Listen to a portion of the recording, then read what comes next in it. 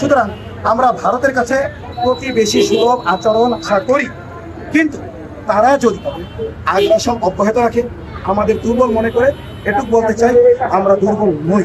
বাঙালি কোনো সময় দুর্বল ছিল না, দুর্বল নয়।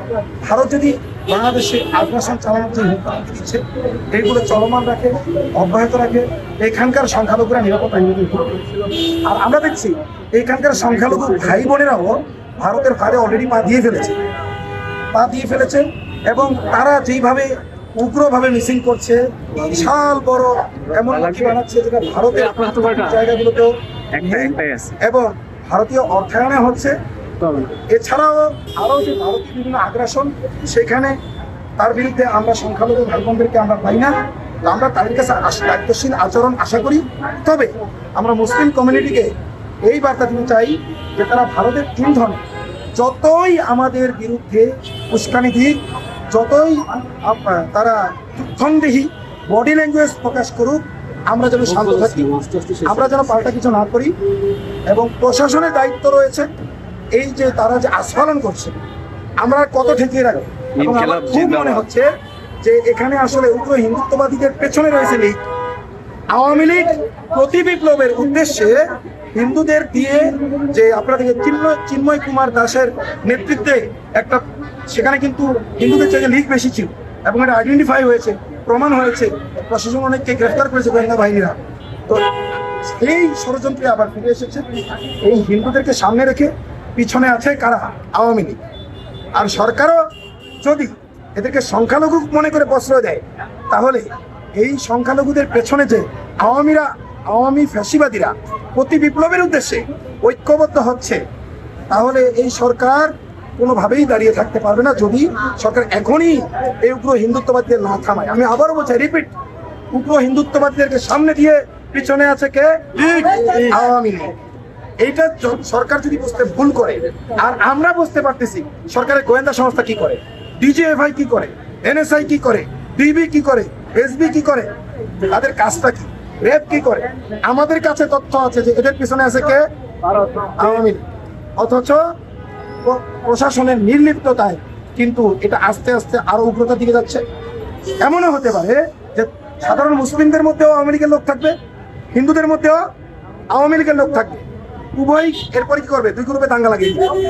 বিশ্ব মিডিয়াকে দেখাবে যে বাংলাদেশে হাসিনা না থাকার কারণে সংখ্যালঘুরা নিরাপদ নয়, হাসিনা ছিল, সংখ্যালঘুরা নিরাপদে ছিল, এই ধরনের কথা বিশ্বে তারা প্রচার করবে, একটা ইমেজ ক্রিয়েট করবে হাসিনার পক্ষে এবং এই সরকারকে বিতর্কিত করবে। এবং আরেকটা কথা দিই, আপনারা জানেন হাসিনা ইসরায়েলের সাথে আঘাত করে আমাদের পাসপোর্টে যে অ্যাকসেপ্ট ইসরায়েল কথাটা ছিল, এটা কিন্তু সরিয়ে দিয়েছিল।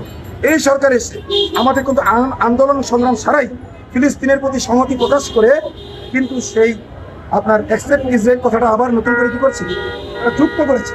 এইটা কিন্তু ইসরায়েলেরও ভালো লাগে নাই। আর ভারতের ফাদারল্যান্ড কোথায়? ইসরায়েল। সুতরাং তাদেরও ভালো লাগে কোথাও।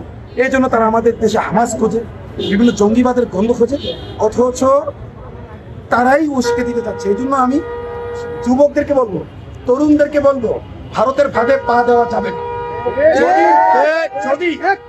যদি কেউ উগ্রতা ছড়ায় তারা খপ করে ধরেন, শক্ত করে ধরেন, আস্তে করে বসান। কি বলছি? শক্ত করে ধরেন, আস্তে করে বসান। এরপরে দেখেন ওর পিছে কে আছে, ও কেন উগ্রতা ছড়াচ্ছে। কথা কি ক্লিয়ার বুঝতে পারতেছেন? এই জন্য আমাদের মুসলিমদেরকে সংযমের পরিচয় দিতে হবে, আমাদের হিন্দু ভাই বোনদেরকে দায়িত্বশীল আচরণ করতে হবে এবং একটা আলোচনার মাধ্যমে বিষয়গুলোর সুরাহা করতে হবে, মীমাংসা করতে হবে।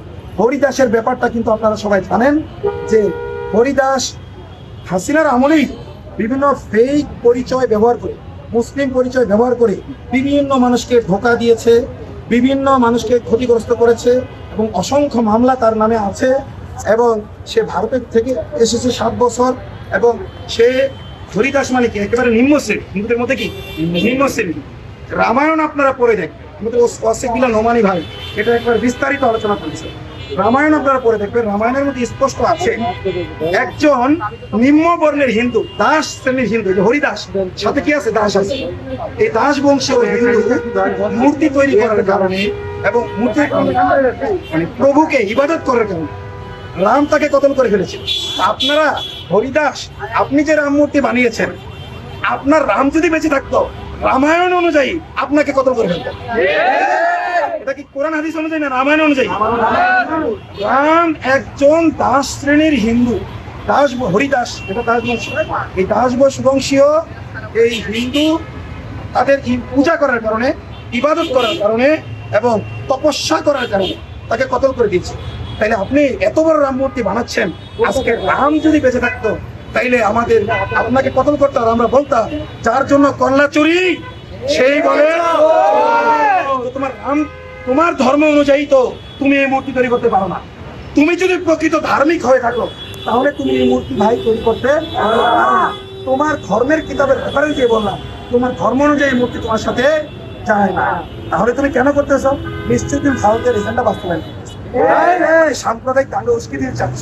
কিন্তু না, আমরা ধৈর্য ধারণ করবো, তোমাদের ফাঁদে পা দেবো না। প্রশাসনকে আবারও আহ্বান করলাম যে তোমাদের পেছনে কি আছে, ঠিক আছে, আপনারা যদি এদিকে প্রশ্রয় দেন তাহলে প্রতি বিপ্লবের অপেক্ষা করেন।